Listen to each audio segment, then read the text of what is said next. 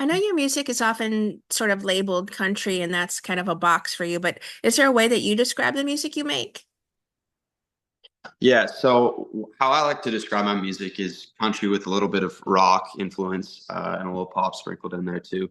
So yeah, a lot of people online and stuff have a lot of opinions about what my music is classified as, but that's kind of what how I do my best to describe it. Who are some of the musical artists that influenced you when you were growing up? So I grew up listening to a lot of Eric Church.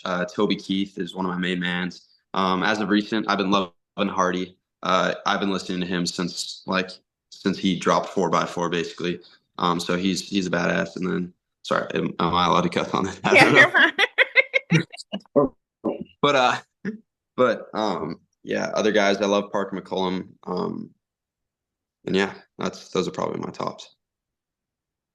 Well, you have a new song out now, and I'm curious what I'm missing. Where did the idea or concept come from? Yeah, so I penned that one with my buddy Clayton Mullen, who's also a writer and artist. And I moved away from my hometown about 3 months ago, 2 months ago, and moved to Nashville to pursue my career in music. And I would not trade it for the world. I'm so happy with my decision. I love it here. But it is a little bit sad leaving everything you've ever known, basically, and like all your friends, your family, and just uprooting and moving to an entirely new place for any reason, whether it's for college or for work or family reasons. Like there's a lot of people that I feel like can resonate with those emotions. So I did my best to tell my story, and I'm happy to share it with the world. So yeah. Now, I mean, I was going to ask you what fans have been saying as far as how they relate to it. Yeah, fans, I'm really grateful to have been getting so much support for this song. The first time I posted for it on social media, it did extremely well, and since then, it's just everyone's seeming to love it and really resonate with it.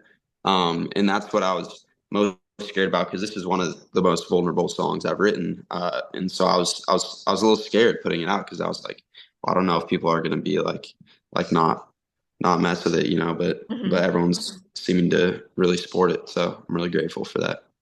That's good. I mean, what's your songwriting process then? I know that this one was co-written by you and Clayton Mullins, but what is the typical songwriting process you have? Do you need to have music before you can craft your lyrics?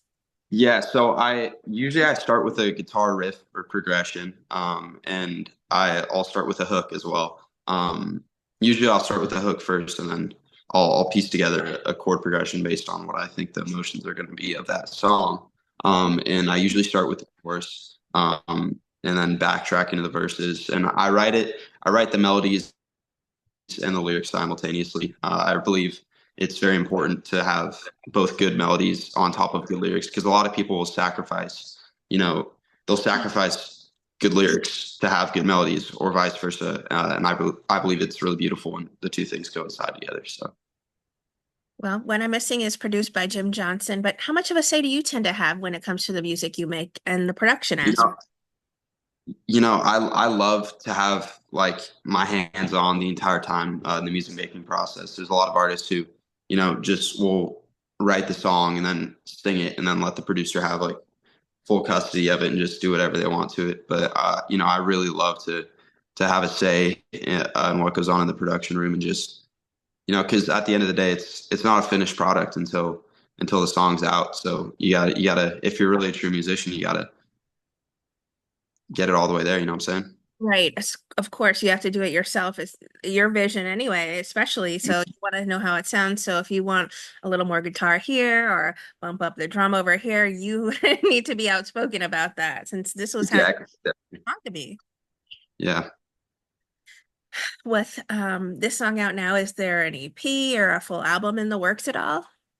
So I am working on an EP right now. I'm really excited to announce that. I'm actually going into the studio here in the next 2 weeks to lay down some tracks. And people want to. I've only teased one of these songs on social media, just acoustic. So I'm really excited for everyone to hear all the tracks that I've been working on. Are there tours coming up, live performances in the near future here? So I actually am going on tour. I think starting in the fall with Clayton Mullen, actually, who I wrote "What I'm Missing" with. Nice. So I'm really stoked to get out there. We're going through Texas, Oklahoma, and Florida. So it's gonna be a good time. What can fans expect from a live Timmy McKeever performance? So I have actually been playing live since I was 9 years old. When I first started playing music, the first time I performed was a week after I learned how to play guitar. I played "Smoke on the Water" for like my class, and then a few months later, I was in the talent show, and then I started playing bars at the age of 11. So I've really been able to hone in my craft and work on cut my teeth performing bars. So I'm really excited for the world to see what I got.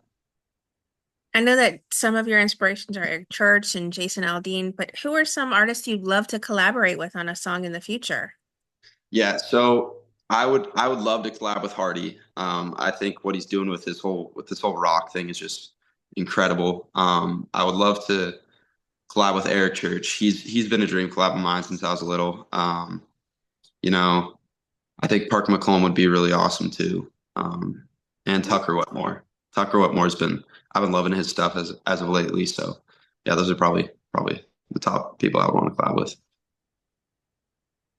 Well, what can you say to fans who are supporters of the incredible music you make? Is there some advice you would give to up and coming people as well who are also at such a young age and looking to get into the music business? Yeah, to my fans, I just want to say thank you so much for your support these past few years. If it wasn't for them, I wouldn't be doing this. I make music for my fans. And for advice I would give to like start musicians who are trying to get into the industry, I would say just go for it. Don't be afraid. There's a lot of people who make music and are afraid to share it with the world, but like you got to share the love, you know what I'm saying? Like, and don't be afraid to post on social media. Like, I know it's kind of scary because you're like, what will my friends think? But if you're truly passionate about it, you got to share it with the world. You know what I'm saying?